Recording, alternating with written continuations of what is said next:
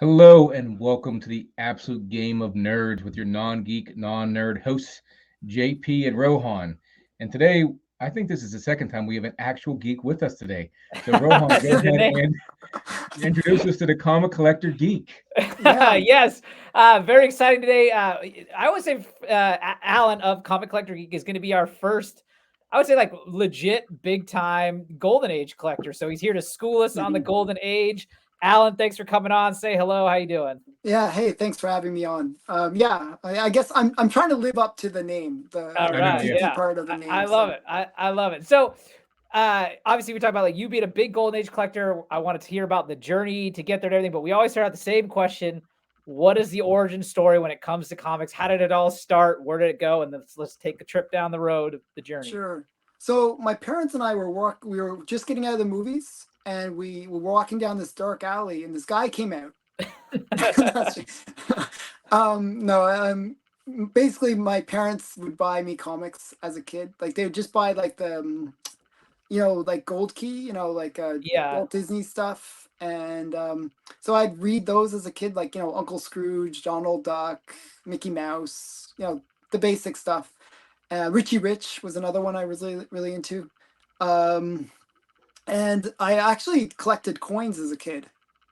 So I would go to there was like this one coin shop that I would go to and buy like coins, and I was really into coins. I knew everything about coins. you still have a lot of coins, right? Yep, yep. I Yeah, have a I've seen. complete Canadian collection of I coins. was gonna say I've watched. It must be a couple years old now. One of your like room tour videos, and you Hmm. like opened up a cabinet. And you were like, "Those are all coins," and I was like, "There's a Yeah, lot of coins in there."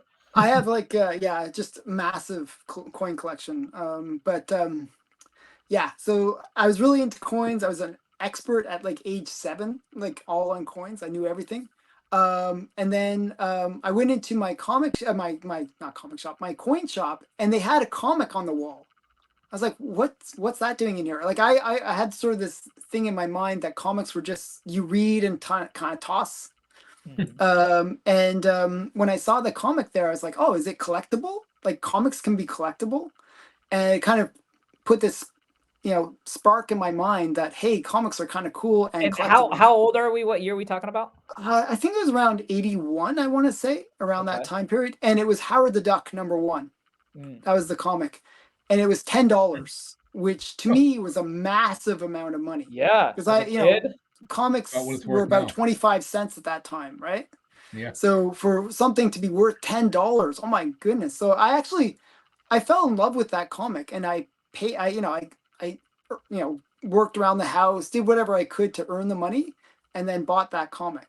So that was actually not only the first comic, that was the first one I actually bought with my own money, and it was the first time that I got into the collecting of comics. So it all happened at once, and that comic, is still worth $10. So it wasn't necessarily my best investment ever, but it was kind of a cool one to get. Yeah, It it's a held its great, value. great. That's a good thing too. It held its value. Mm. Yeah. Didn't drop. Yeah. So, so there was no actual then superhero point. Like, I mean, obviously you have some superhero stuff, but like that's not that none of that played a role in your childhood or anything like that. Not really. So, I mean, Howard the Duck's sort of superhero, but Yeah, I not guess that's really. true. Yeah, but he was sort of the cross between because if you look at Howard the Duck one, is it's kind of have that it has that Donald Duck element to it, because Howard the Duck's Yeah. Donald Duck, and then it also had like a crossover with Spider-Man in it, and it Oh, also okay. Oh yeah, has yeah. a bit of like the Conan look to it. It's like it's like Howard the Duck holding a sword and got this sort of Red Sonja like character in the background. So it has like so many elements to it that you Isn't know also Howard the Duck kind of an adult comic book? Like I Oh yeah, remember, totally not meant like for kids. I remember like Totally not someone meant for opening kids. up. It was either Howard the Duck 1 or Howard the Duck 2, and he was like just getting out of bed with like a naked woman or something, being like, Yeah, "I'll yeah, be yeah, back there." So I was like, "What is yeah, this?" I never, yeah. I It's don't know totally not anything meant about for Howard the kids. Duck. Yeah, but Yeah. I didn't understand that. My parents didn't understand that because they wouldn't let me buy superhero books. They would Ah. that was, but it's a duck thing. It must be okay. So, but it was only until like it was much later when I got into university that I started collecting superhero stuff and getting really into that element of collecting. I was really into Malibu comics of all things and the Like bad Spawn, girls of the okay. 90s. And well, that's Spawn is Image, but yeah. Oh, okay. I think you meant like the Malibu, like because Malibu line of comics, which is like Ultraverse. Okay, I don't know these at all. Yeah, there was I collected everything that they produced. It was a weird thing. It was one of those things that actually it was a series of comics that did so well in the 90s that it actually almost displaced Marvel. And it almost like was Marvel was kind of on the rocks in the 90s anyways. So what happened was Marvel bought them out and basically destroyed them. They just got rid of They didn't carry over any titles? No, they didn't. They just killed it. Oh, wow.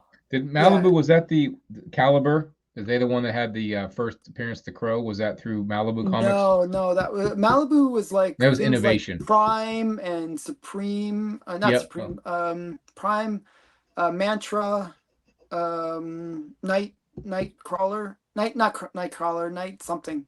What is Night Stalker? Or something? That's Image. So that's Darkhawk. You're thinking. But yeah, there's like a whole bunch. There was a whole bunch of characters.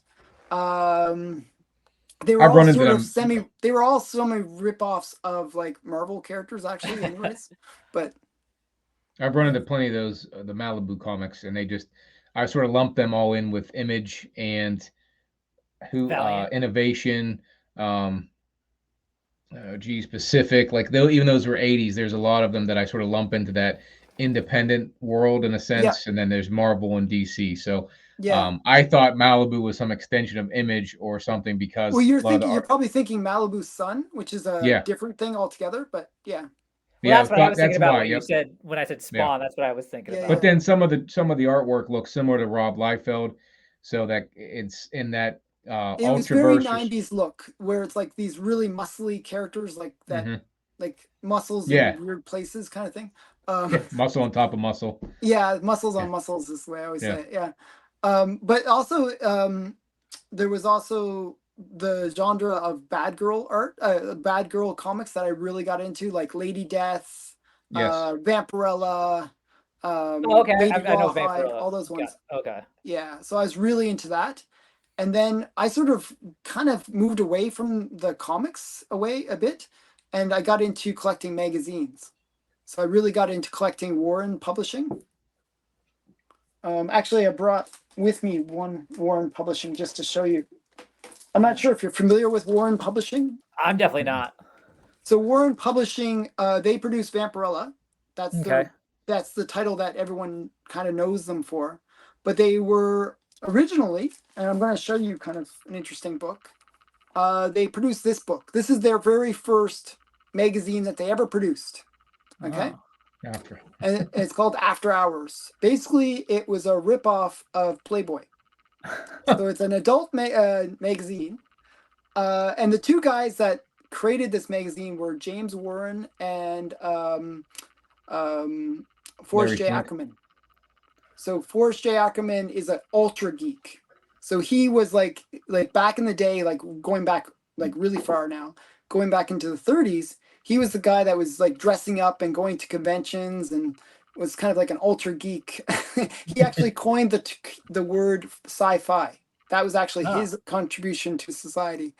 And he would buy all the stills and all the kind of like all these like things like from like horror movies and sci-fi movies, and so he had this massive collection of stills like from the movies and like props and stuff like that, right?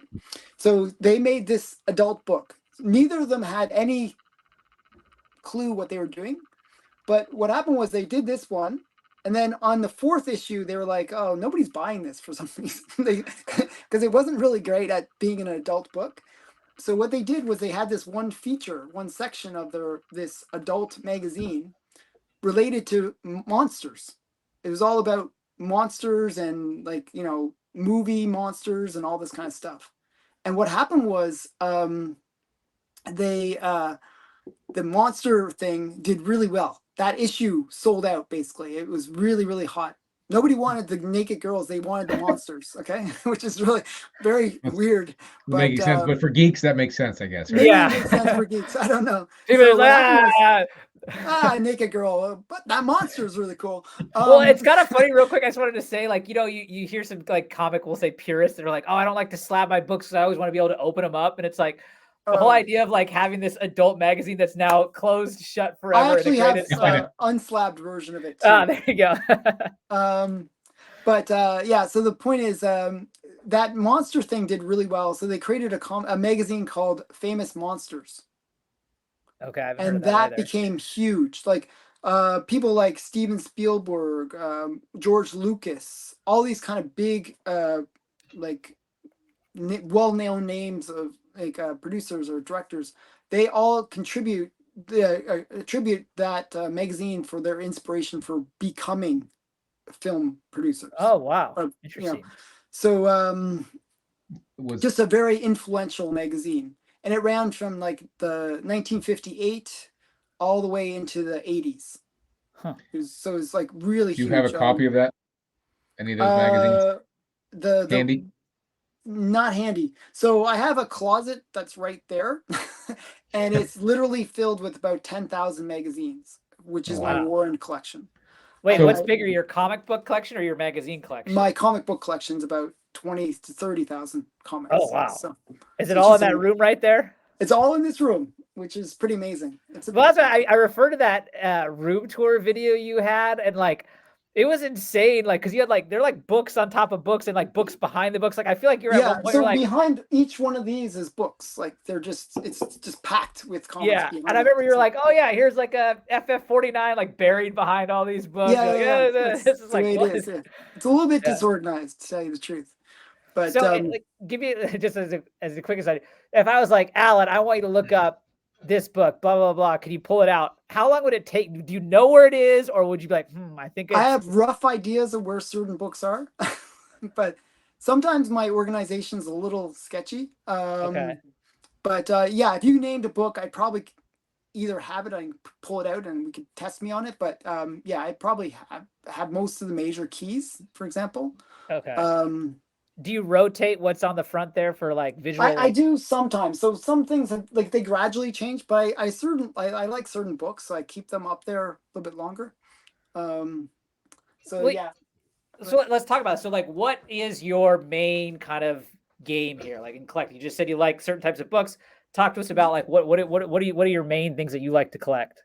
Yeah. So I really got into Warren, so I collected that. I got the complete collection of that. As everything. I said, they produced like everything they ever produced. I got. Wow.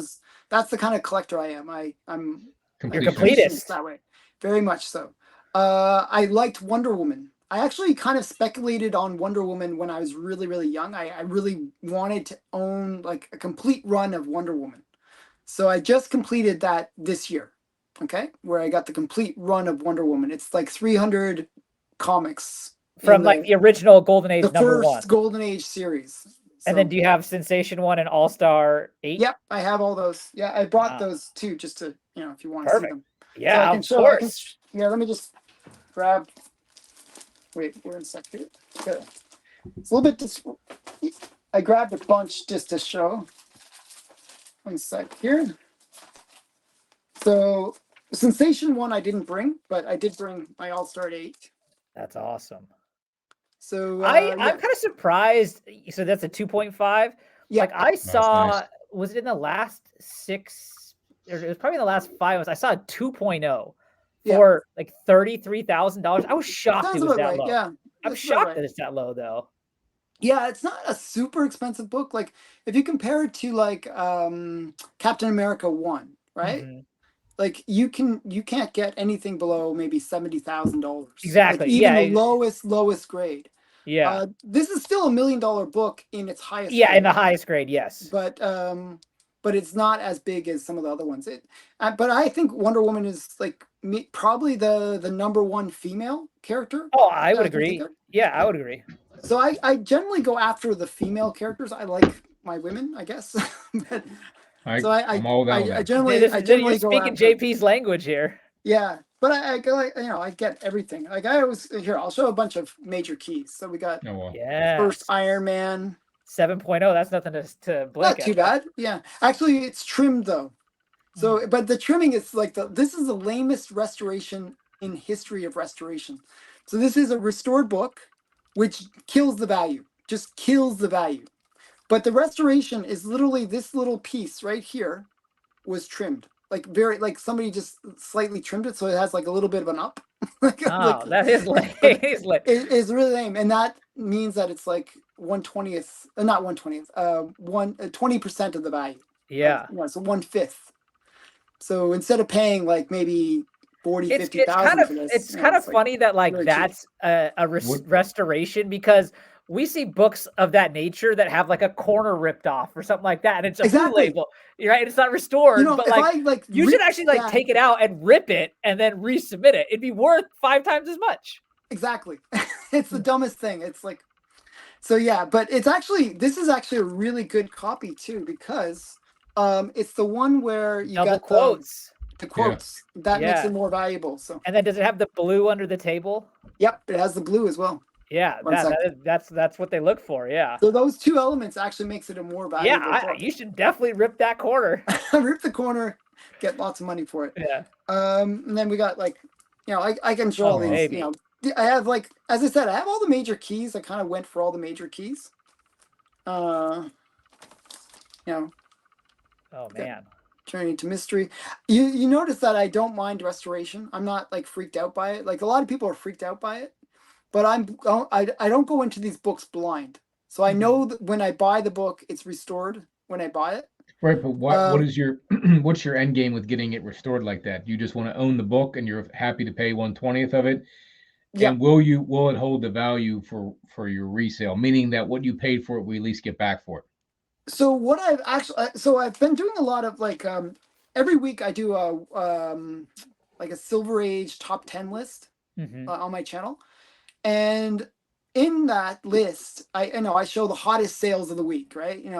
And a lot of the hottest sales are the biggest sales, right? So like these books, and what I've noticed, and it's sort of like a weird pattern, is the books that drop the most were the ones that were at the top of the grading, like the highest graded books, the 9.8s or the 9.0s plus, kind of those took a huge tumble. The ones that actually held the value the best were the restored books and the books that are low grade. Yeah, I think I can totally see that, because there's still the demand to get into those books. Exactly, so that floor level stays at least consistent, doesn't go down. Yeah, not too much. Maybe it did drop. I'm not saying it's perfect, but actually they held their value a lot better. So yeah, my books did drop in value, but they didn't drop as much. And the restored books are always kind of going by a bit of a percentage of the whatever the top graded books go for. But because they're still seen as an entry level book, they kind of came up a little bit, and there seems to be a little bit more acceptance of restoration than there had been maybe 3-4 years ago.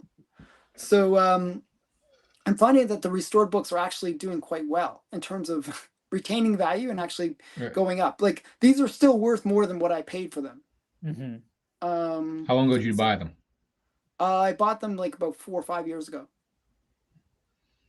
We had discussions about this, buying restored books, for the fact that you can get in entry level and have a nice looking copy, even though it's restored.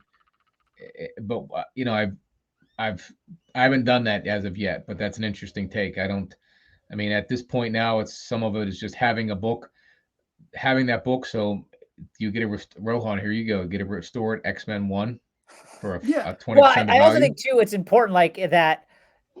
Like your Iron Man 1, or not Iron Man, TOS 39, for example, like the restoration is very minimal. Like, and you could have that, like they all get the, like, we'll just say purple label. Obviously yours was a CBCS, but like the purple label stays the same, and it could be something as minor as that, or it could be something that's like complete color touch, trimmed all whatnot, and like I think it's like where it's a complete Frankenstein book. Exactly. So I think understanding what you have is important when it comes, if you want to purchase a restored book. Yeah, and it actually, like, one of the good things about CGC is actually it denotes, like, if you look at the corner, it denotes, it says like slight C1, okay?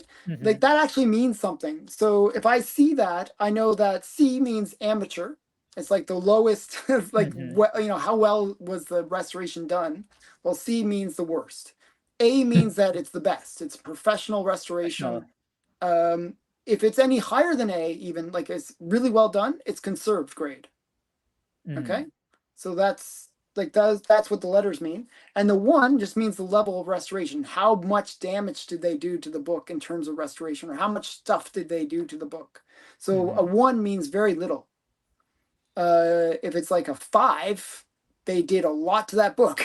They pretty much Yeah, did everything to I that think book. I just told this story, maybe it was like 2 shows ago, but like I remember who it was, but they had an AF-15 and they sent it in for grading and it got a Mhm. purple label and they were like they couldn't figure out, and then they realized it was like on the part of the front cover where there's some grays, like someone just took a little pencil and like 2 little marks like colored in like a gray with pencil, and that was Mhm. it. And it's like theoretically you could probably like just erase it, resubmit it, like, Yeah, and so yeah, like I think yeah, it depends on like know what you have if you're gonna do it. So yeah. And a lot of the time, there's actually services with CGC that you can yeah. submit the book and get restoration removal. The only types of Oh, really? restoration that are really hard to remove are trimming. You Trimming can't you remove can't, yeah, trimming. You trimming you can't can't, you glue can't. But glue then the what would you? trim. Can't you just rip off the bottom or something and On like Rohan certain was just certain saying? cases you can. In the case that I have, you could, Yeah, but like because it oftentimes, the is. trimming will be the entire edge or something like that. But if it's So the entire edge, no, there's nothing you can yeah, do. Yeah, yeah. I don't get understand maybe the some. trimming part of it. Like Yeah, you're taking you away try from to the make the book. book. Well, it's because you Yeah, got to it think, doesn't take JP, much from the book. when it lays flat, right? If it has like a spine roll over time, like you know how like the pages will like kind of stick Well, you out get that past the weird cover. bend and fraying of So what the. they'll Yep. do is they'll like cut the pages to align with the cover, so it just looks nicer when it lays flat. Yeah, yeah. The other funny thing is, they're into the process of grading pulps. I'm not sure if you guys are very familiar with pulps, but one of the weird things that isn't considered restoration with pulps is trimming. You're allowed to trim your pulps Why is currently. that? Yeah, because I have no was idea. That's such my bad point. paper It's that they flaked at the bottom probably, so you Yeah, could trim it. actually, But I don't know. because yeah, with a pulp, if you trim it, you're actually protecting the book. Because with pulps, a lot of the pulps, like the paper naturally will overhang, like a little bit. You know what I mean, where it's kind of overhanging, and then it gets kind of frayed. Do you know what I'm talking Got it. about? That Yeah, weird. yeah. Yep. And then if you don't address that, It'll keep fraying. it'll keep fraying and get actually into the interior of that cover. Um, so you're actually in a way trimming kind of protects the book from kind of falling apart. Can I ask But a Yeah, quick question? Why is it called pulp? I mean, I'm assuming it's a pulp it's made paper or of the something that they use. paper, yeah, it's pulp paper. It's the Okay. paper used. Yeah, cheap. cheap And paper. and pulp magazines, is that from like the 20s or what era is that from? Actually, it's as 20s and far 30s. back as even earlier than that. But it's 20s, 30s. But it goes all the way up until the 60s that Okay. they had pulps. Actually, a lot of the artists that got kind of displaced by the golden age, the ending of the golden age, went into doing pulp covers. Hmm. The most famous one I can think of that was the situation was Alex Schomburg. Oh yeah, Oh, okay, that's a Here name we all I'll know. show you a grail from Alex Schomburg just so you know who he is. Oh yeah. yeah. That's Yeah, that's a Yeah, beauty. this is that's kind a of a good. grail book for him. Yeah, Um, I'm a very superhero guy, but like that is definitely one. It's like anyone that collects comics would want Startling 49. Like that's just yeah, like And it doesn't yeah, look like an old cover at all. Like it no. looks I mean, like it it's looks from yeah. It the looks kind of cool 60s. actually. It's just Yeah, I wouldn't put it in the 30s, right? It's one 30s or 40s. Well, no, it's 1940, 49. I was gonna guess somewhere around there, or like 49, 48, somewhere around there. I'm not sure. And Alan, actually, since you just pulled that out, I have a question for you. So everything I see behind you is graded. I Yep, watched an unboxing today. Everything was raw. That Starling 49 is raw. So do you have a preference to grading to raw? Do you eventually grade I the raw, prefer or do you just graded. not care? You prefer I, graded? I like graded comics. I just like the fact that you can display them. They're protected. I kind of like that element. I've So you had too like many. submit that Starling 49 then? Yeah, I'm gonna submit it. Actually, it was a graded comic. Like it actually has like the old label on the. Oh, okay. So it's just a matter of resubmitting it. I guess you don't get the discount, of relay, holdering. but reholdering, but I'll get it regraded. I think it actually was misgraded. Like it is it's a 0.5 the grade that it got, but I think it should have graded as like a 3.5 or 4 green label. So that's one of those weird things. Like, which do you prefer? Sometimes, do you want the blue green label 0.5 or a green, or do you want the blue number label 0.5? It's like one of those things. What's wrong with the book that it got 0.5? What? What happened to the book that it got a 0.5? Is it missing it's a cover? missing two wraps. pages, two wraps. Yes. So you would prefer the green label with a higher number versus the blue 0.5 then? Yeah, in a way, yeah, I think so. I'm not, sometimes the blue labels look a little bit better, but people get freaked out. I will tell you, but I like the higher number. I will say though, with that book, right? Like, you got the cover, man. That's the key. Like that cover. I mean, this, if you actually, like, I opened it up just because, hey, I have a raw copy of it, so why not open it up? I'm not going to affect the grade any. It's not gonna get any worse. So this inside stories are not really great. So yeah, like the cover's all that really matters on that one. It's a cover thing. So what it is Alex Schomburg is actually a really interesting artist. What they would do is they would kind of hire him out because he could produce these really amazing covers, and they would just basically use his cover to sell their less than great. I got it. They hoard them out essentially. Basically. So, I mean, I don't know. Startling has good stories, but not this particular one. I didn't really care for the inside stuff. It wasn't really that great. Got it. And so can you talk to me? It was on one of your videos I was watching. This is also from a while ago. And you said, I believe you said, in the golden age, there were so many comics that they were almost going to be the new medium and almost like displace books. Can you talk a little bit about that? Yeah, so actually, part of the reason that for the fall of the golden age was that the book publishing companies really didn't like the fact that they were getting their market share was getting eaten into, and so they supported people like Frederick Wortham and these other people that were anti-comics.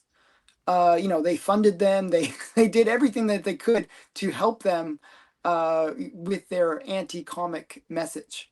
And comics were the medium that was really being embraced by everybody.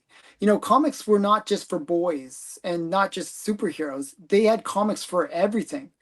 If you actually look at Asia, if like I lived in Korea for 3 years, or if you go to Japan, you'll see adults reading manga.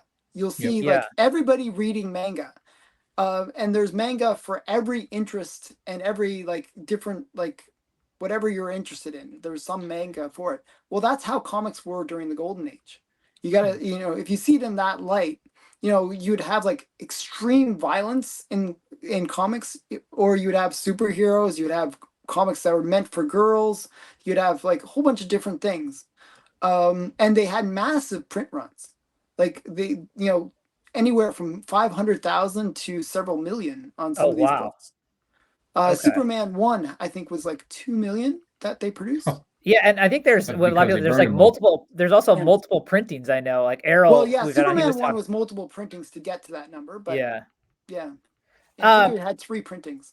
So with this vastness of the golden age, we know you've already mentioned you like the ladies. We've heard you on your show. You talk about you like good girl books. Is that your niche, or do you collect anything in the golden age? I'm pretty broad based in terms of what I collect. I find anything that's kind of got a little bit of history to it, a bit quirky, I like. So I pretty much collect everything. So how do you do that research? Like I was watching that unboxing video today, and you're sitting there, and you're like, in this comic, this is the so and then so and so happens, and then like.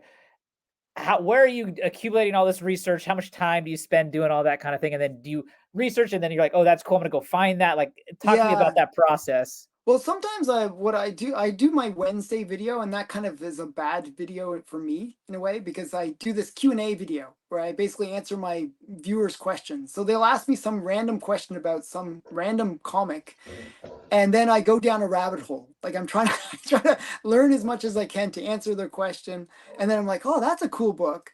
That's a cool book, and then I just keep on end up buying a whole bunch of books that I shouldn't have bought, but I end up buying because I think that the story behind them is kind of cool. Like I don't know. I just buy random things that I think are really interesting. Where do you buy them at? Yeah, so that's gonna be my next question. So Like, yeah, with me, I have like four main sources, I guess would be so my comic shop, the you know the website, and then eBay would be the other big one. Heritage Auctions would be the next big one, and then my local comic book store. Like would be all my moderns would be from the local comic book store. so you do collect modern. Yep, I buy modern stuff. Not much. I don't buy well, you know, I still spend a couple $100 a month on comics from modern age, but it's nothing compared to my golden age collection. Now, I think for a lot of us that are golden age noobs here, you know, when we hear of golden age books, we hear about Startling 49, a very expensive book, right? Yep. We hear about obviously Superman 1, very expensive book. But like when you watch some of your videos, you'll see like there's a lot of golden age books that are very cool affordable. and very affordable. Yep, yeah. I didn't bring like more affordable golden age book. Oh, there you go. Thanks to Mike. Yeah, so that's Jumbo. What number is that? It is 113. So 113. So that's a pretty cool book. Jumbo is one of those titles that actually is very inexpensive, but it has a lot of cool things. Mike told us that you told him that Jumbo's cheap. If it says jungle, it's expensive or something. Yeah, usually, yeah. So it's kind of the way it is. But the cool thing is, in that book, you'll have a section called Sky Girl, and Sky Girl is the artwork is done by Matt Baker, and he's like the most famous good girl guy, right? Yeah, he's the most famous good girl guy, and if it's one of the later issues, he got a little bit more risque as he progressed with Sky Girl. She was pretty like tame in the early parts, but she got a little bit more sexy and like suggestive. There it is, Sky Girl. Sky Girl. So Sky Girl jumping out of the plane. Yep, isn't that like she shows lots of leg and like it's like much more. Is she in like a maid's outfit? And that'd be done by Matt Baker. What? I was saying she's in a maid outfit, but she's a waitress actually. Oh yeah, it's waitress outfit. Yep. Yep. So she was always getting into a plane for some reason, and like just randomly like trying to fly a plane around and stuff. She's kind of a funny character, a bit of a goofy character. She's riding a donkey here. Yeah, it's just a bit of a goofy character, kind of fun and a bit sexy. Towards, like as I said, as the later issues, she got better. Allan, when I again, I know very little about this genre, but the most famous good girl covers I think of like that, is it Spirit? I think is one of them. Oh, Spirit. okay. Phantom Lady. Okay. And then there's actually, Spirit is right. You're right on Spirit. One sec here. I'll show you something. You'll like this. 1 second. I gotta move things around because I didn't necessarily bring the Spirit one, but I happen to have it handy. She's wearing it's like a kind of like at a nightclub kind of cocktail dress kind of thing, I think, on the cover. This one? Yes, that's it. That's exactly it right there. This is a major book. Yeah. Major book. Yeah. So what number is that? This is Spirit number 22, I believe. Yeah. Is there anything significant beyond that cover? Not really. Okay. No. But yeah, it's all about this cover. This is considered to be the femme fatale cover of all time. Yeah. So the two covers I think of when I think of Good Girl is that one. Mm-hmm. And then there's another one. I think it may be a Phantom something. Phantom where she's Lady, probably she's Phantom taking Lady. Off her shirt, I think, and in the mirror she has a bra, but then from the back there's no Blue strap. Beetle. That's Blue Beetle. That's Blue Beetle. Oh, okay. Blue Beetle 54. Sorry. Okay. Yeah. But actually, there was actually a bunch of Good Girl ones. There was 3 in the set. So you get this one. And then there's this one. They're all femme fatales. Okay. And then there's this one. And these are the most expensive in the Spirit run. Mm-hmm. But the one that I just showed you, that's like a $5,000 book, like Oof. this one. Yeah, That's a it. great cover. Who is that? Matt Baker? No, it's Will Eisner. Oh, okay. I have heard that name. Yeah, Will Eisner is actually kind of one of the gods of comics in terms of comic artists. There is even like if you become a really successful artist, you win an Eisner Award. Which I thought that was like okay, there Eisner you go. from I've heard, Disney. I thought I've that heard was that Disney. Eisner. Yeah, no, I was just going to ask you that. I thought that different was Eisner, Disney. different Yeah. Eisner.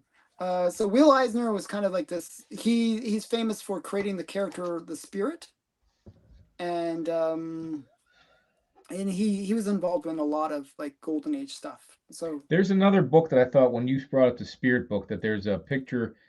It's from the 30s or 40s where a woman is on like it's not a medical not a medical bed, but it's like almost like an operating table, but angled, and she's sort of tied to it. And there's a guy breaking through the wall to come and save her. And I thought actually, that I was brought that Spirit. one. Yeah, I brought that one. That's not Spirit. That is a Red Circle. JP, I feel like we could play a game here. Just describe covers, and Allan will pull it out. One sec, I got that one. Wait. I was just trying to look that one up to see what the name of that was because it was red. It's Red Circle. Just one sec here. I brought too many books, so I didn't really organize it very well. One sec. Sorry. Again. Yeah, here it is. Here. This one. Oh yeah, Yep.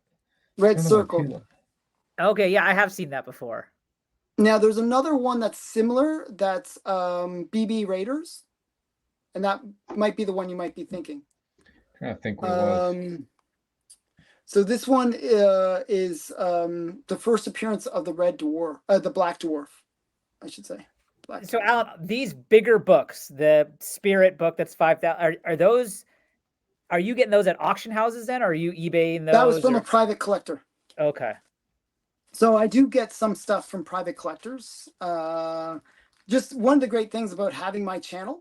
Yeah, I was gonna say, I was going to ask that question. I imagine people reach out to you being like, hey, I have something you may want. Got it. Okay. Yeah, they know that I'm after the bigger books. So they'll reach out to me and say, hey, I just happen to have this cool book. Like, for example, this one was one I got from a private collector as well. Okay, I have not seen that one. Yeah. It's just I just like it. It's a cool Mr. Mystery is a cool series. I really like it. Well, there was another big one. One sec here. I gotta find. Oh yes, here's one from a private collector that's really big. It just had a. Oh yeah, I have seen sale. that. Yeah, I've seen that one. Yeah. There was a sale. I think it was like 30 some odd thousand, but it's not this grade, obviously, higher grade. But even like this grade. Yeah. But even this grade goes for like, I don't know, like 5,000, I would say. Who's the artist on that one? This is LB Cole. LB Cole, yeah, I've heard of LB Cole. I always see LB Cole. I always see with Mask #1 is what I see LB Cole. Yeah, from. That's right. Yeah, and he's kind of known for his colors, right? The use of colors that he has, where it's kind of almost like black light, kind of. I'm talking about. Yeah. I mean just knowing the Mask one, cover. Yeah. I can tell that. Yeah. The book I'm a big collector of LB Cole. What was the one that you were thinking? The Saint #1. Oh, the Saint #1. I have it. But it's somewhere in there. It's somewhere back there. It's actually right there. It's like I'd have to dig it out. But yeah, no, that's the one I was thinking of because she's sort of on a slant. It's the blonde hair, the red dress, like the things all go together. Yep. Yeah. I was, there's a lot of books where there's a girl in a red dress bound to something or other. Yeah, that's the blonde and red dress. Like 1,000 books, basically. Yep. Yeah. So Allan, let me ask you then, if you had to put together your Grail list left to hunt, what's on there then? There's a bunch of books. I'm still chasing about 20,000 books. You still got more. Yeah, there's like just a dozen. There's so many books that I'm looking for. My want list has about 300 books on it. Okay. So there's things like Chamber of Chills 19. 19, yeah. That's really one I've been kind I'm of actually kind willing of to. surprised you don't have that. I'm trying to will it into happening by saying every time somebody asks me that question, I say Chamber of Chills 19. Well, If I there's just keep also on saying it, there's that famous Instagram photo where someone has like, is it 18 of them all on a bed or something like that? I know the woman that has it. Is that Anna is Love? Anna Love, yeah. Anna Love, yeah. Yeah, she's annoying. She keeps on stealing all my copies of Well, yeah, I mean, she like she's got 3 copies of Batman 1 and yeah, like she's got an amazing collection. So Yeah. she goes for all the big books and then she buys like 20 of them. Yeah. And the What's her census name? count might be only 20. So it's like JP, corner of the market. Anna is Love on IG, all like one word. Yeah. I've talked to her a few times. She's very nice when I've reached out to her just to ask her about her collection. Yeah. Crazy. Okay, so Chamber of Chills. What else? Chamber of Chills. I'd actually love to get a Batman 1. I almost bought one, and I should have bought it. I would have probably did really well on it. It was like 70,000, and it was like a really high grade, but restored. Oh, okay.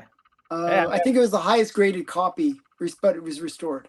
I mean, at that era, like I think, people are to have a bit one, more understanding, right? Yeah, for sure. So wait, just because you brought it, do you have Superman 1 or like Action 1? No, I don't have Superman 1 or Action 1. I don't have any of those really mega grails, I would say. Okay. Well, I mean, you have All-Star 8. All-Star 8, yeah, that's one of them. And I have a Batman 3. There you go. Batman 3. Nice. This is the first Catwoman. Wait, I thought Catwoman. Oh, I guess she was just known as the cat. Catwoman, it was like she wasn't even shown, and it was just like articles in the newspaper saying the cat. Okay. So it wasn't really like, it's sort of like the first. I would say that those were cameos, and this is the first full appearance where you see her in costume and stuff like that. Got it. Okay. And it's a very lame costume. It's one of the lamest costumes in comics. Is Catwoman's first costume. It's just like literally a cat mask, and that's it. That's her costume. It's like, oh, I'll have to look that up. It's pretty bad. It's a dumb looking cat mask, even at that. So it's like Felix the cat mask. Yeah, it's like, oh, I'm a cat. They didn't do it.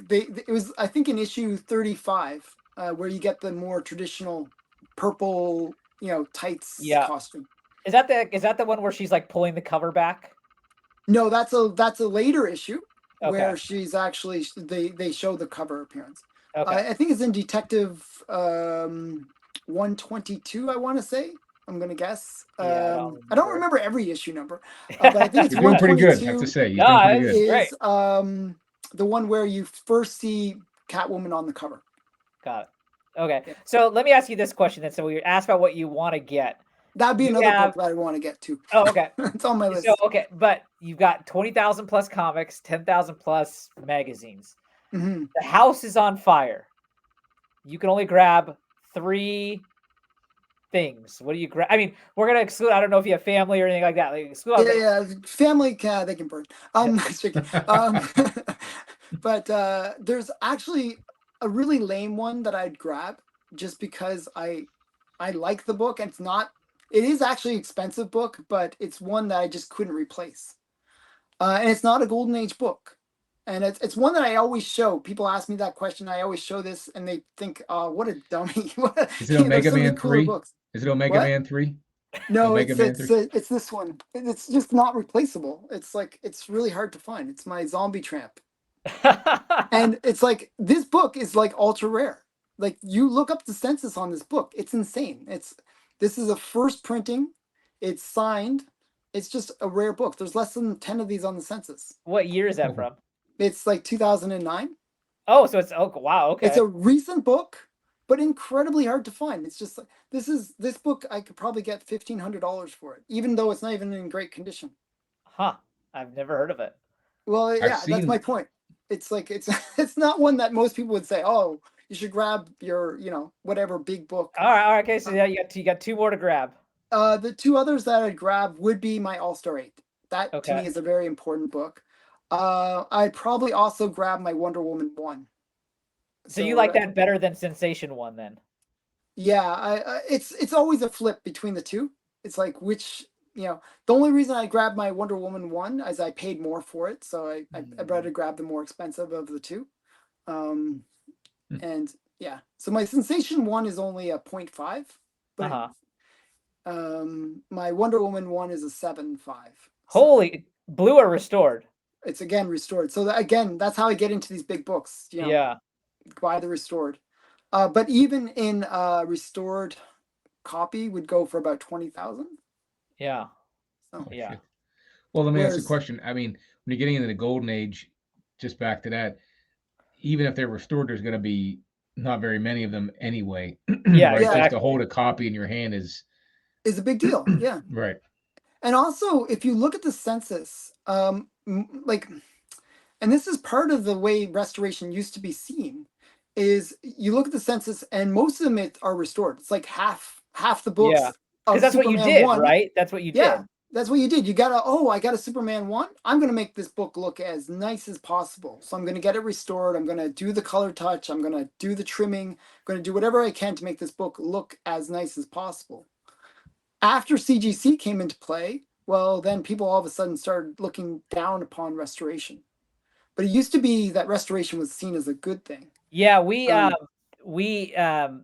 I just blanked on his name, but we interviewed Steve Borak, one of the okay, founders of yeah, yeah, CGC, and yeah. like he was telling us that one of the reasons why they came to him because he was one of the few people in the hobby that was known to be able to like understand restoration, how to find it, things like Mm-hmm, that, and that was one of the things that they wanted. So that makes a lot of mm-hmm. sense. Which is a shame because there's restoration and there's restoration. So restoration like can be done in a way where you're trying to preserve the book and make it look better. And then there's restoration, which is shady, where people are doing like sort of shady techniques, To like make yeah.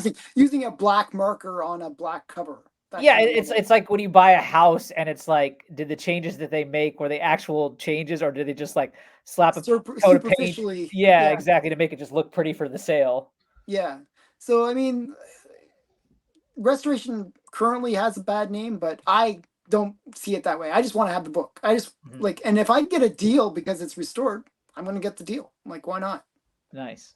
Yeah. Nice. Yeah, So, and I mean, especially with those golden age books, there's so few of them out there. You mhm. just, you take what you can find. Like a But high census count for a golden age book, just to put it into perspective, is like 200. If you Yeah. see a book with 200 copies, that's a pretty high census count for a golden age book.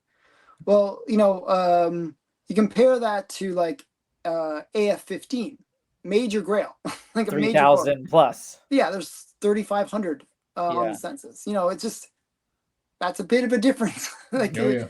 yeah. So I mean, you sometimes like beggars can't be choosers in a way as well. 100%. Yeah, you just made it the opportunity to get it may never come up again. Yeah, yeah.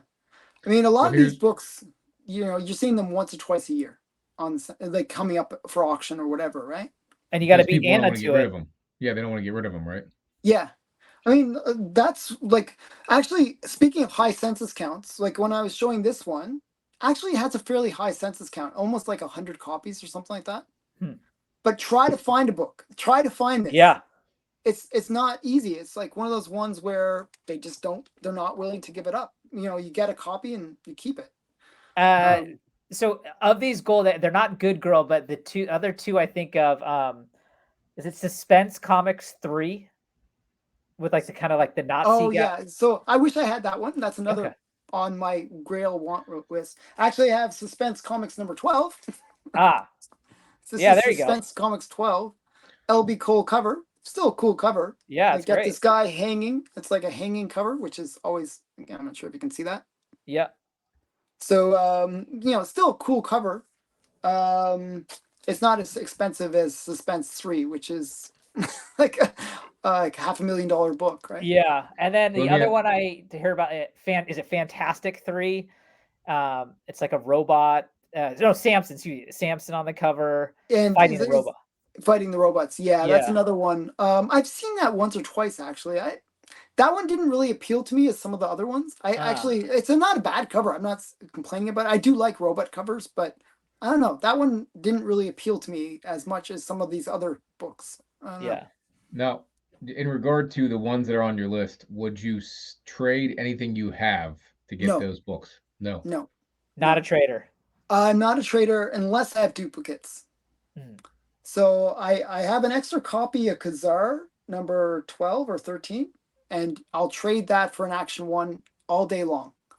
I but get, I but got no, a I couple don't X trade. Force ones I'd trade for that too, right? Yeah, exactly. So yeah, like X Force 1, I Yeah. might have a couple copies of that, and yeah, I'll trade those. I don't really like giving up books, especially ones that are not easily replaceable. Mhm.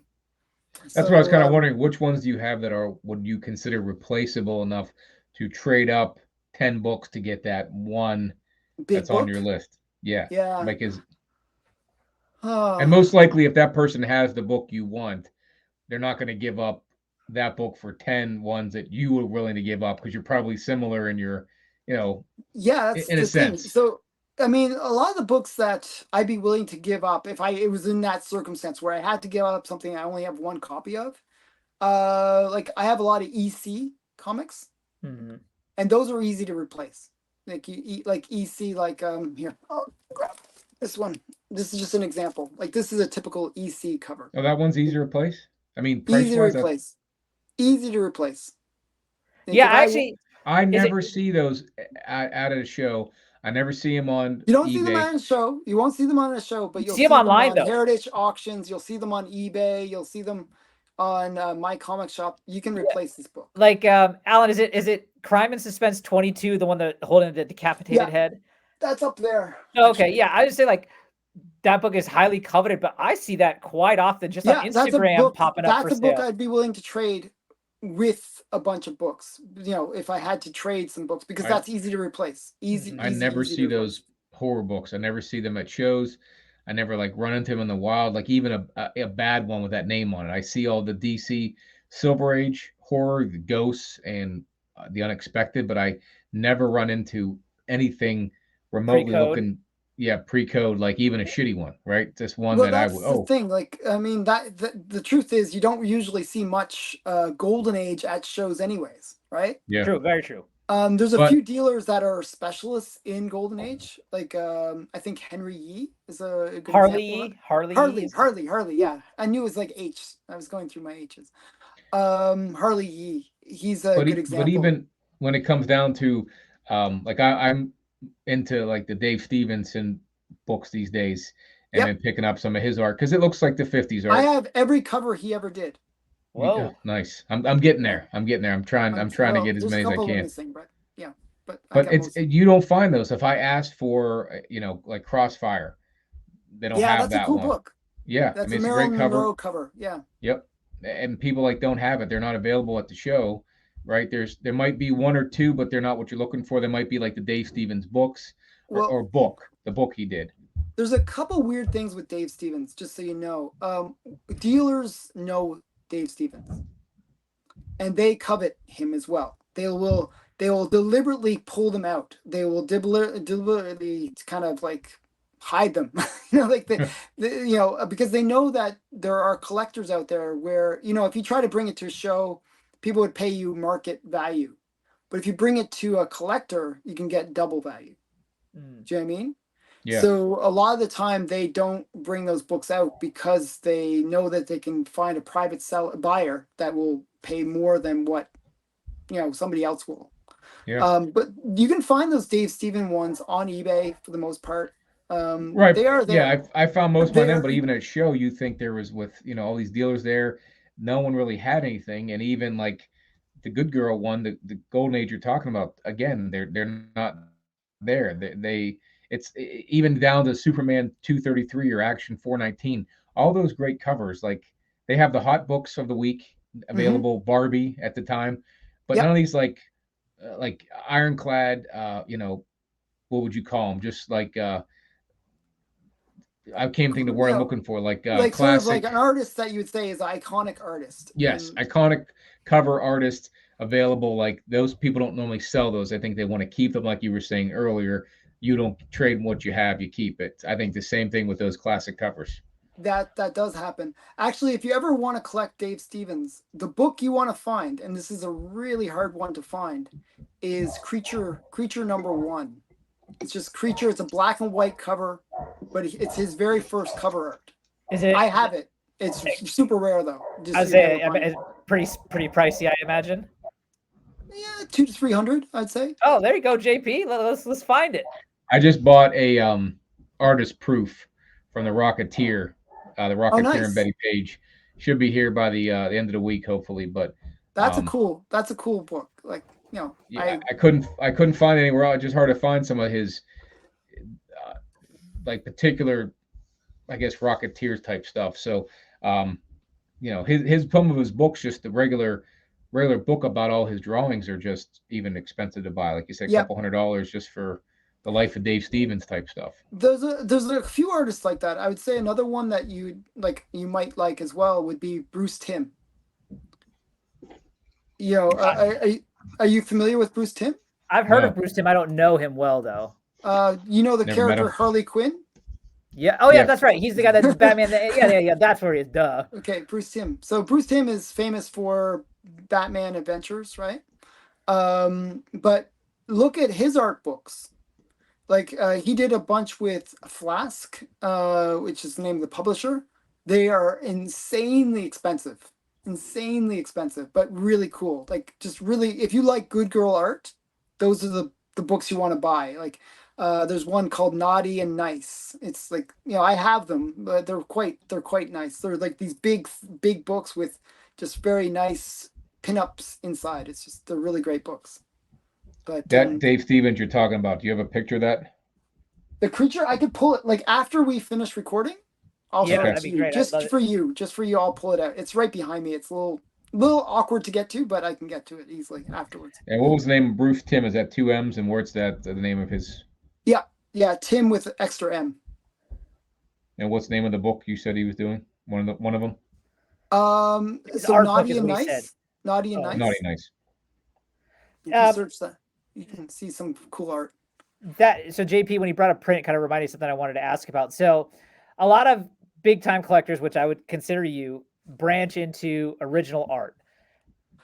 Does that even exist anymore with Golden Age? Are you into it? Like, I just feel like So- or is this stuff gone? Like it's just lost to time and thrown out. And So I've heard stories. I'll tell you a story that I heard that was kind of funny. A lot of these like Golden Age artists, and the reason I think Golden Age artists were like somehow like way superior to modern artists in many ways, was that they were basically like chained to a desk and just like would draw all the time.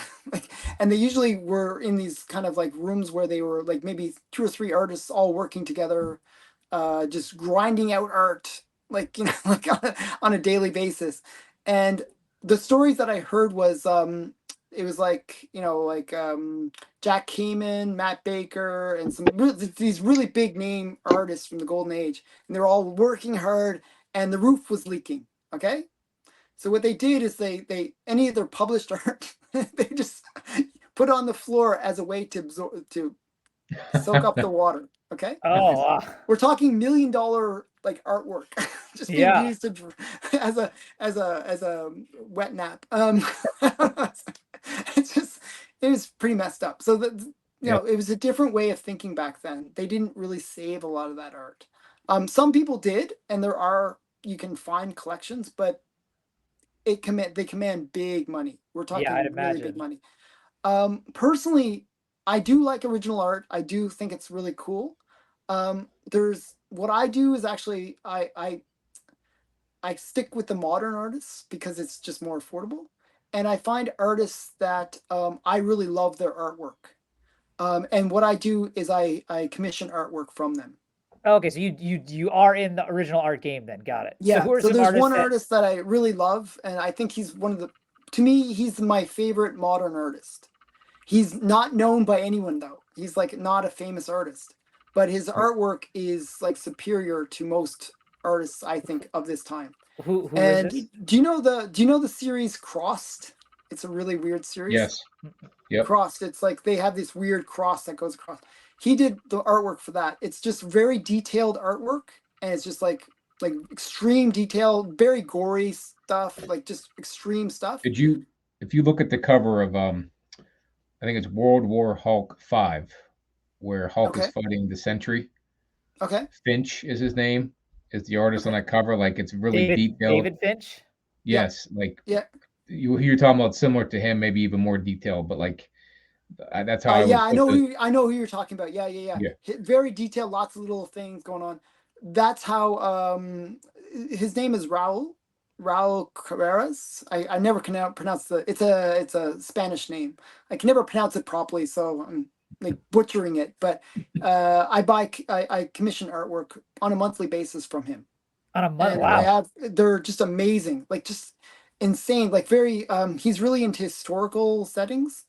So he'll make these things like with like ancient Greece or like ancient Egypt, and like just like really like kind of sexy good girl plus historical plus a Yeah. little bit of violence and gore. But Perfect you know, just combination. yeah, it's just it's extreme, it's interesting, it's detailed, and it's just really amazing stuff. So I enjoy it. So I've been, I figure someday those will be worth something. Like right now I can get them fairly affordably from him. Nice. Still, like a big size like that, like a really big size is like a couple $100. Oh, And that's it's great. all detailed. Like it's just like, you can imagine. Yeah, that's great. Yeah. That's great. So also, Alan, we've obviously seen you. You've been kind of shifting through various different books. You pulled out a lot of books. Do you mind giving us a little rundown? Oh, and I Yeah, just noticed, by the way, that you have a FF72 up in that corner there. yeah, I know it's sort of random. It was a placeholder. I actually had 2 crime books there originally. I might pull those off, and like they were just a placeholder. Somebody asked me to show it on a show, and I just never got around to switching it out. Silver Surfer is my favorite character, so I I love just that book noticed it. though. I do love that book. It's sort of like a redo of FF50. FF50. Yeah, it's I like 52, but 72 is far superior. Yeah. I actually like 50. Everyone says, "Oh, the brown is ugly." Yeah, I dig it. I don't mind it actually. Yeah, I totally dig it, but 72 is better. Yeah, it's sort of like, hey, let's try this again. Yeah. And he did better on the second try. Yeah, and then the one next to it is that whole first thing 25? Yeah, 25 where they fight. Yeah. Yeah. Nice. So I do like those key books, those kind of fun ones. I'm a big FF collector as well. So I love FF. I pretty much all the major keys except for like number 12, where they so first good. meet up. Yeah, they first meet. I don't have that one. That's another on my want list. I just moved that because I just had it, and I moved it with a couple other books to get a Daredevil 1. Oh, okay. So that's a good trade. Yeah, right? But so now I need to. But it is a book because I love Fantastic Four. I love that book. I love that cover, like the gray with the it's fantastic. Yeah. Yeah.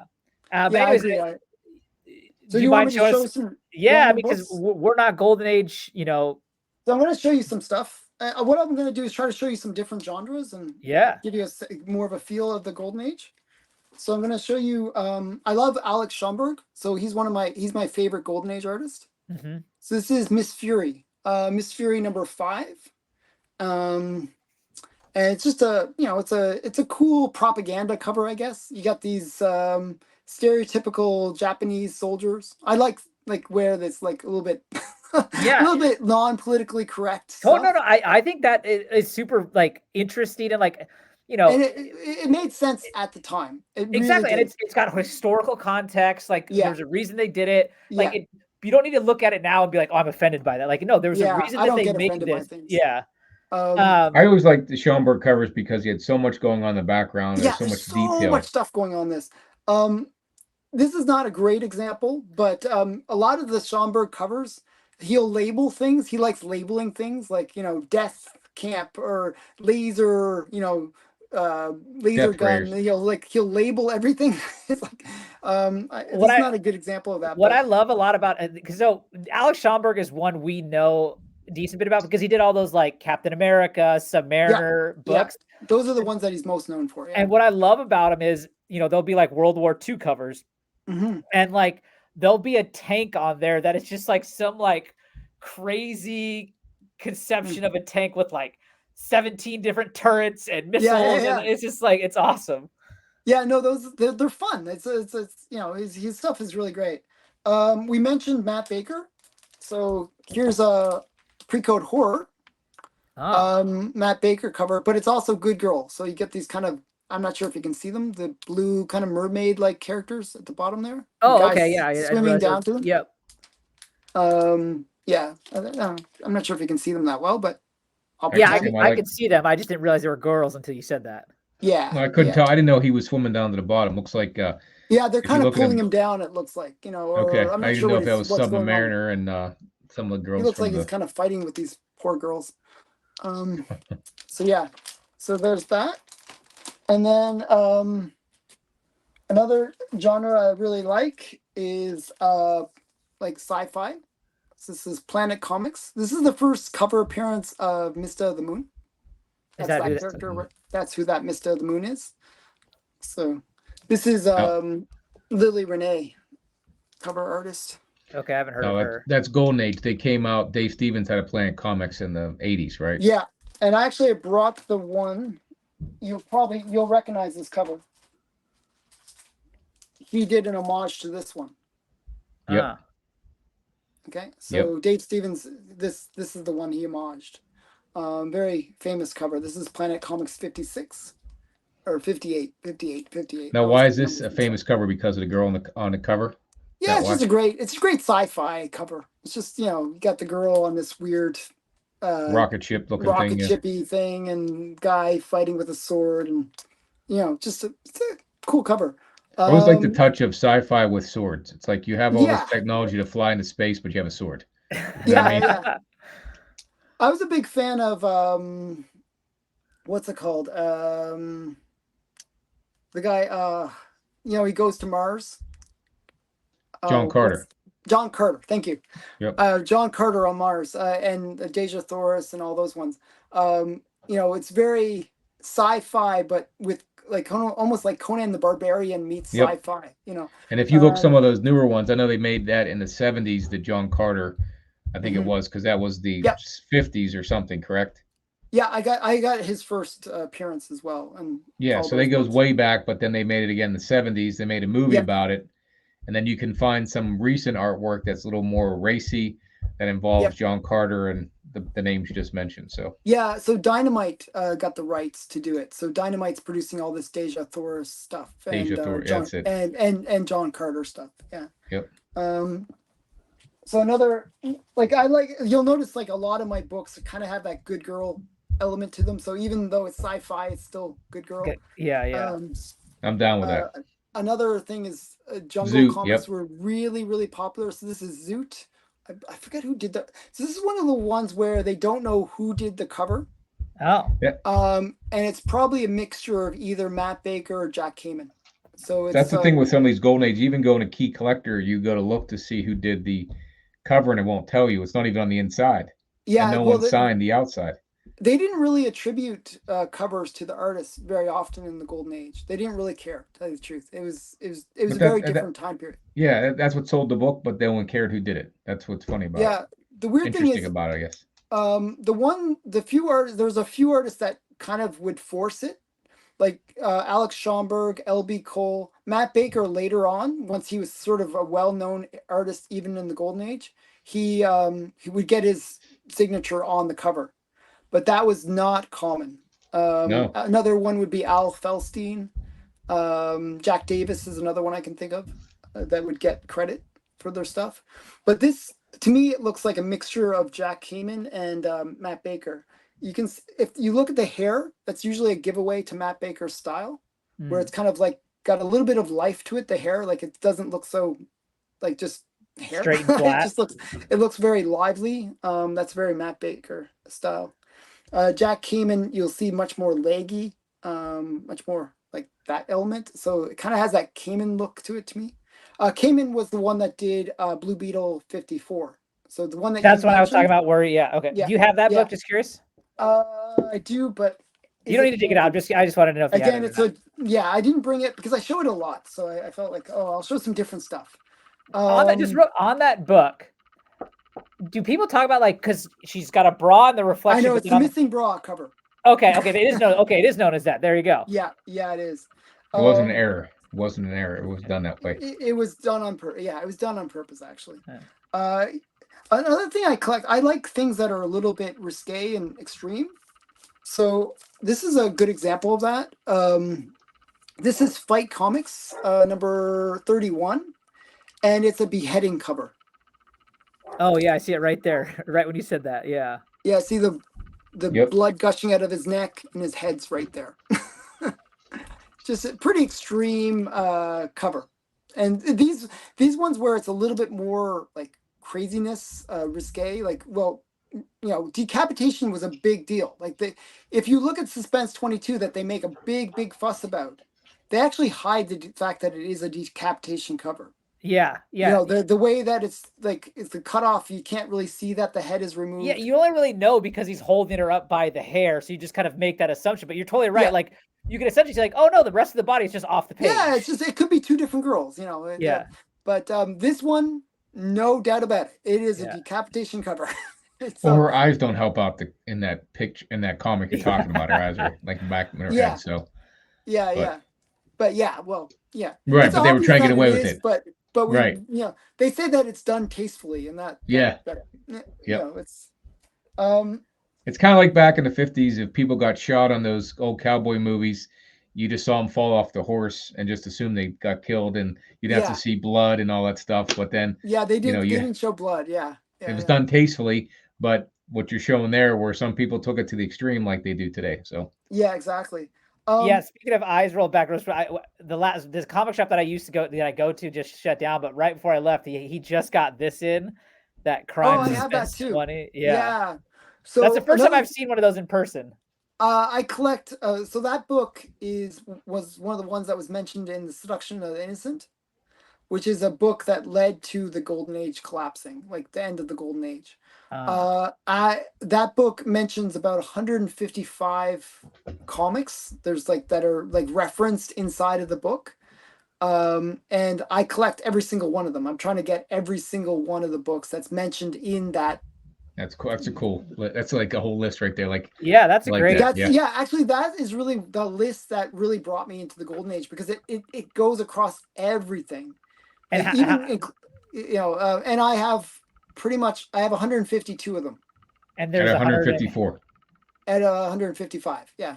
Wow, so you got 3. So those are 3 that are on your hunt list then. So one of the 3 is there's only 2 known copies, and one is in the Smithsonian. Oh. So I'm gonna pull a planning national treasure and go break it Yeah. out. Yeah, I'm planning that heist where I'm going to break into the Smithsonian and steal this one weird comic. What is that title? It's Nightingale. Okay. It's a really hard book to find. The other 2, there's one copy on eBay right now, but the guy wants too much for it. It's and then the other one is what's it called? Tween Digest. It's like some weird, like it's just some weird obscure book that Tween just happens to be hard to find. Tween Digest. Huh. Tween Age Digest is the name of it. Number Do you 1. find in the Golden Age with collecting, like where I live, a lot of people like to hunt, like for deer and things of that nature, and no one really likes to tell you where they hunt at because then everyone will go there. Yeah. Right. So do people with Golden Age, because of the rarity or the scarcity of it, like I don't want to ask too many questions about which ones you're looking for, because it might be, 1 or 2 on in census count, right? So yeah, and you don't need more eyeballs on it. So the way that people work in the Golden Age, it's a little different than that. It's not that they don't tell you where they hunt. So I mean, it's the same places. It's eBay, it's heritage auctions, it's like the standard places. However, what people will do is they won't tell you what they're hunting. Yeah. They will. So, for example, I'll tell you things that I'm hunting after I've already hunted it all day long. Okay. Right. But there's books that are ones that I think are under the radar, really under the radar. And like, actually some of them have gone up since I've sort of been picking them up, but they're just under the radar and people haven't figured them out yet. Which ones are they? Which ones are they? So a lot of the time it's like books like, so I'll show you another random book. This is just one I think is a great cover. It's not under the radar really. So again, Mr. Mystery. It's a title that I really like. Okay, so I'm trying to get the complete run of this because Mr. Mystery. Mr. Mystery. Okay, so you got a mummy. She's this girl in bondage. She's getting wrapped up. You got corpses in the back. It's like a whole bunch of cool horror Like elements the horror books have to have the skull, have to have like there's certain things that you that look for in collectors the look horror for. book. Yeah, Oh Yep. yeah, that's the other. I would say the other big one I think of is it Punch Comics yeah, 11, the yeah, skull cover. yeah. With So Captain America on it. I think it's Punch 12, isn't it? Oh, Punch 12. Yeah, yeah. No, not Cap. It's Punch 12. It's There's like a skull and like there's like a guy hanging out of yeah. one eye Yeah, socket and Yeah, that's it's the one one. big skull in the cover. It's a black yeah. So cover, but that there one is goes for crazy amounts of money. It's like Yeah. $10,000 per point or something but crazy. Yeah. there is a Captain America book that has Red Skull on it. That's But weird. That's Captain America 74. Weird Yeah, I just Tales. showed that on my list Yeah, of my that's Golden Age the hot best list. Red Skull book there is. right, and that one For because example, the skull. people know those books. People like in the Golden Age, you know those books. Those are ones everyone collects. However, there's books that are kind of similar or in that same group of books that people don't necessarily collect. They just don't everybody knows that famous cover, but it could be like it's sort of like a good example is Cinderella Love. That's a famous Matt Baker Cinderella Love 25. Super famous Matt Baker cover. It's the one where it's like a Mardi Gras kind of scene, and it's one that goes for like $5,000 per point. Okay, just a really crazy expensive book. Jeez. Okay, so the point is that is a great cover, no doubt about it. Great cover. Cinderella Love 15 is as nice a cover. It's a really pretty cover. It's a girl, you get this big party dress, just really, really nice rendered cover. It goes for a fraction of the price. Like you can get it for about $1,000 in mid-grade. Okay, I just pulled up Cinderella 25. Okay, let me see at 15. And then 15 is a little harder to find. Oh yeah. But it's a nice cover. So my point is like that's the kind of book that I think is got potential. Because all the hype and all the excitement about that first that big cover, it's already in there. It's already baked into the price. Mm-hmm. These other books that a little bit under the radar, I feel like they have room to grow. If once people learn about them and see them, hey, that's actually just as good as this other one. Why is it so much less? And I think, and the census, you look at the census as well and say, oh, the census is basically the same or even less. It should be a more expensive book than it is. And that's the kind of opportunities that a lot of Golden Age collectors will chase after, where they're looking for those books that are a little bit beyond what everyone else is chasing after. Okay, so I have two questions for you. The first is, we've acknowledged, and JP would say we love the hunt. How much time would you say you spend a day hunting? So my work day is kind of interesting. I work from home. During the day time, I work really long hours, just to give you a sense. But I work from basically 9 a.m. till like I go to sleep at night, usually like all day basically. However, I'm working at a computer. During the day, I'm on the phone all the day, like where I just sort of talk to my clients and deal with whatever problems they have. But while I'm talking to my clients, I can do things like search eBay or like read some comic in the background or whatever. I can do all this stuff. So I can basically kind of multitask. So I spend too much time looking at comics is the problem, and end up buying too many comics as a result. But I wouldn't say you bought too many comics with 30,000, but yeah, you've done pretty good. Yeah, I like the idea of once I hit 29, I should have stopped. That would have been. I like the idea. Now it's become excessive, right? Allan did like a client meeting, and they're like talking about it. He's like, "Oh, hold on, there's an auction about to end. Wait. I need to pay attention to this real quick." Let me get back to you. Okay, the other question I had to follow up. You have 20,000 comics. You have 10,000 magazines. Is the enjoyment post hunt just knowing that you have them, or do you like spend time just kind of pulling books off the wall and taking a look? Like, how does that go for you? So actually, if you look at my channel, you can actually tell that I really love the books that I own. Because I actually set it up where I actually force myself to look through my own collection. I do on Fridays. I always do like a cover challenge where I pick some random theme. Yeah, I've seen that. I've seen And that. Yeah. that actually forces me to look through my collection. I'm like, oh wow, I have this cool book. I have this cool, I'm like, I Yeah. always get excited by my own collection.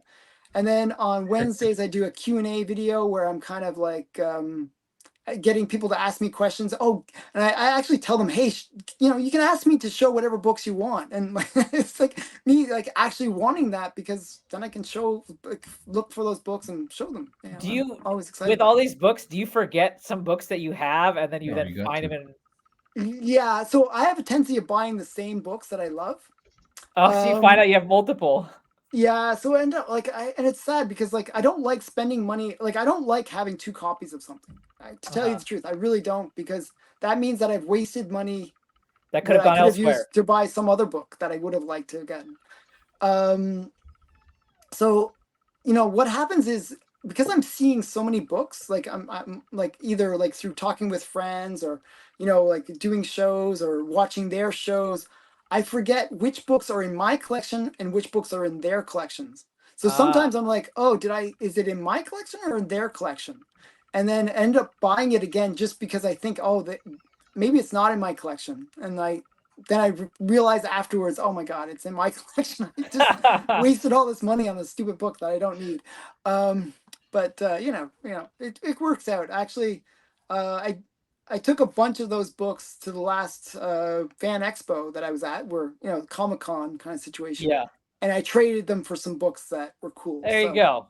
yeah, so it all works out. The But doubles you'll trade, yeah, but the ones you only have one of, you won't get rid of. I agree. yeah, I have a lot yeah, of mine. I won't get rid of. I've had, I want to keep them. That's why I got them. So yeah, but the exactly. doubles I'll get rid of.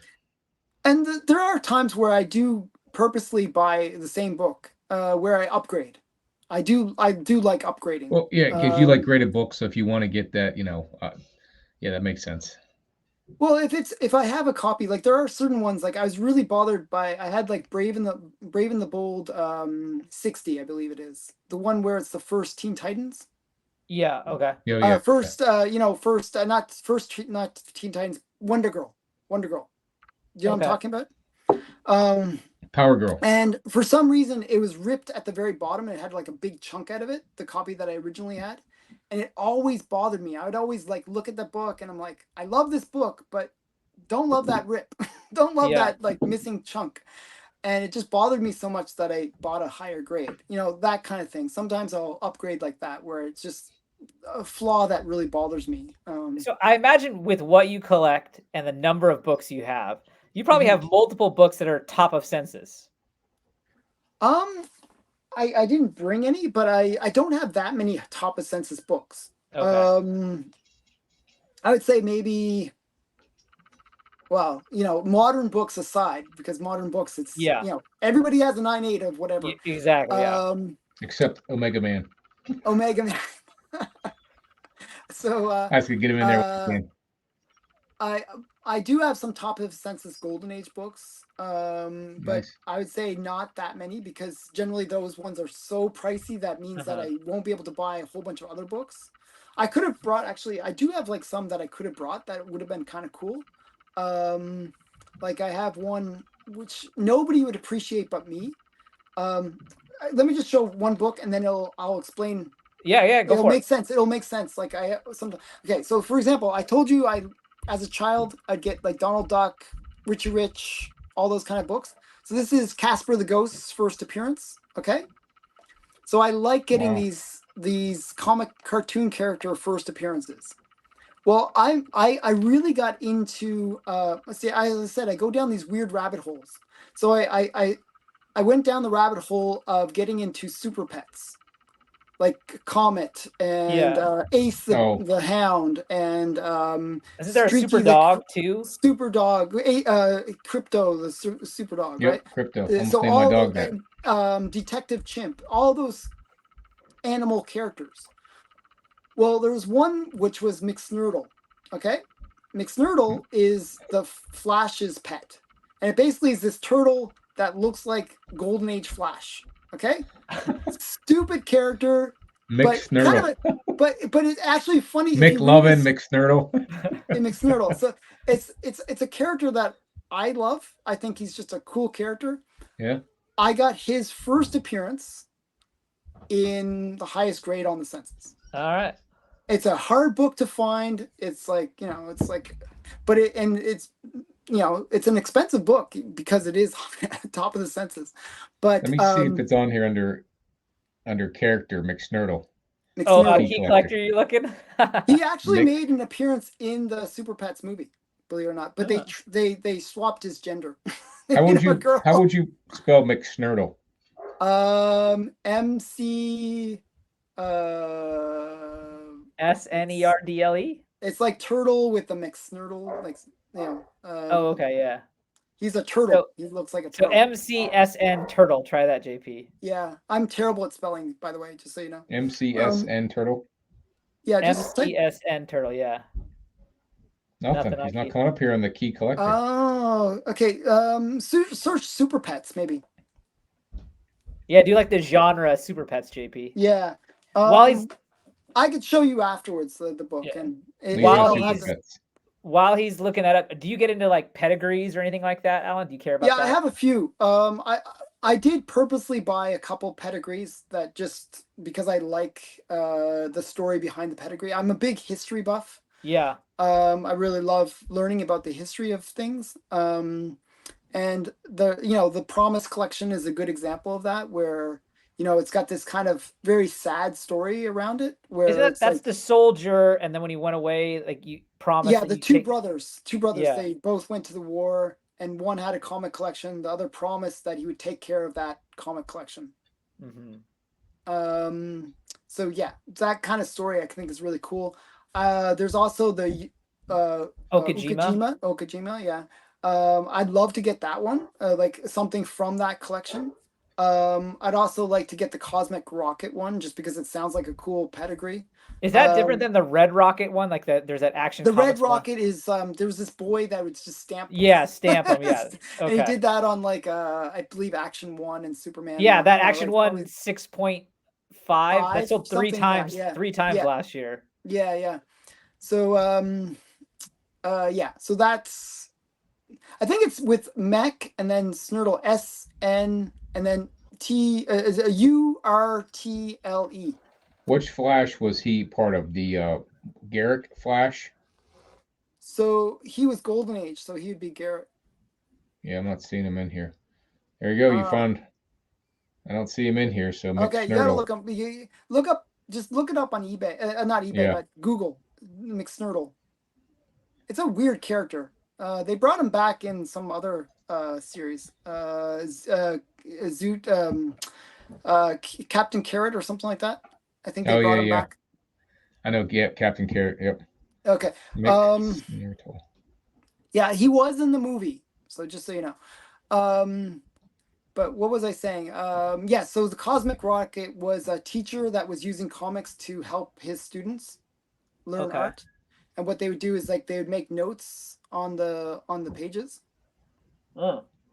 So that's how the pedigree is known, because it has like these weird things. And it was like a massive collection that was sold through the Cosmic Airplane store. Oh, very cool. That's how it got its name. It's not Merton McSnurtle. Yeah, Myrtle McSnurtle. Yeah. Maybe it's spelled wrong here, but McSnurtle was basically MCSN Ertle. So yeah, that's what I was saying. Yeah, I was trying to spell it, but I didn't say my spelling skills were great or anything. I didn't. He just looks like the Garrick Flash with that. Yeah, as a turtle. Yep, but that turtle like you'd see in old Disney movies like that. Yeah, almost like Jiminy Cricket. He looks like, right? Yeah. Yep. And his story is actually kind of cool. He's got a cool story. He's super lazy. He's a turtle. He's lazy. But what happened was he was two aliens were basically deciding about the fate of mankind basically, and they they took him and basically they gave him superpowers. Okay. And they also gave him a moral compass something basically, to prove that, he'll act in a good way. So he always has to be sort of kicked into doing good things. Like he has to be sort of pushed to do good things, and instead of actually just doing it, he's just too lazy. It's not like he's a bad guy or anything. He's just lazy. So he's got this thing that just kind of kicks him every so often and says, "Go do it. Go be a hero." Nice. It's just he's a kind of a cool character. Nice. I like quirky. quirky things. I like It's quirky things. character, yeah. Yeah. So I'll collect those kind of weird characters that nobody knows, nobody will ever appreciate, but I like them, so I collect it. So Yeah, that's great. Collect what you love. Yeah, exactly. And believe in yourself. That's the quote Yeah, exactly. of the year. Oh yeah. That's like cliche after cliche. Yeah. But I'm good with those, right? Yeah. Well, Allan, this was awesome. This kind of hour and a half is kind of usually where we kind of try to cut it off, but this has been excellent. Like we've not had a golden age collector, like I said, and so for you to school us here was awesome, and I really enjoyed the conversation here today. So I have to say that whenever we would name a comic, the fact that you could pull it out and show us that comic 9 times out of 10 was pretty cool. not only we were just like describing like it has a red dress and you're just this is incredible. Yeah. Well, I was trying to guess which ones you wanted. No, you did good. Yeah. Not that we know any better, but obviously you have the collection. You were able to pull them out.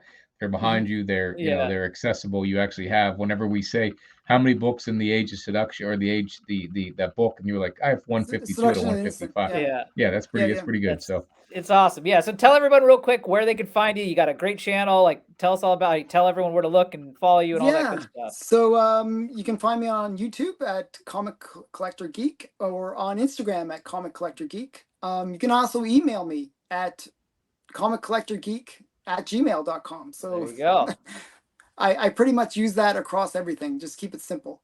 Nice. So yeah. So and you can check out my stuff. I do a lot of unboxings and random things on my channel. So JP, before you got on, Allan was telling me because he lives in Canada, he buys and he has it come through a service, so they kind of pile all his books together, and then like every 2 months he gets a shipment, and so that's why his unboxing videos are like multi-parts because they're just massive.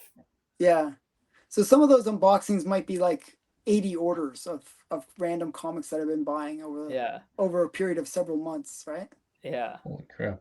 Yeah, that's fun. Yeah, that's great. They're interesting. Yeah. And the last one that I did, probably it'll be finished at the time of this airing. I found 2 kind of big books that were massive books. One was the Startling 49, and that's a recent acquisition. That's a recent that series of videos was filmed 2 months ago. Okay. Because you got the backlog and you're working through it. So that was one of them, and the other one was a Popeye, first appearance of Popeye in comics. What book is that in? I'll show it since it's right in front of me. Sort of, I just buried it, but it's right in front of me. It's this one. Popeye cartoon book. All right. Popeye cartoon book. That's great. What year is that from? 1934. Wow. Just real quick, one last. What's the oldest book you have? From like the early 1900s, like I think it's 1915. Oh. It's a comic book, but it's not the way we see comic books nowadays. Okay. Well, yeah. Well, again, Allan, thank you so much. This has been great. Learned a ton. Obviously, this has been a lot of fun. JP, why don't you sign us off here? Yeah, no, I appreciate you, everyone watching. We always like having everyone on watching the show. Make sure you like, comment, and subscribe. And we will see everyone on the next show. Peace out, everybody. Peace out. See ya.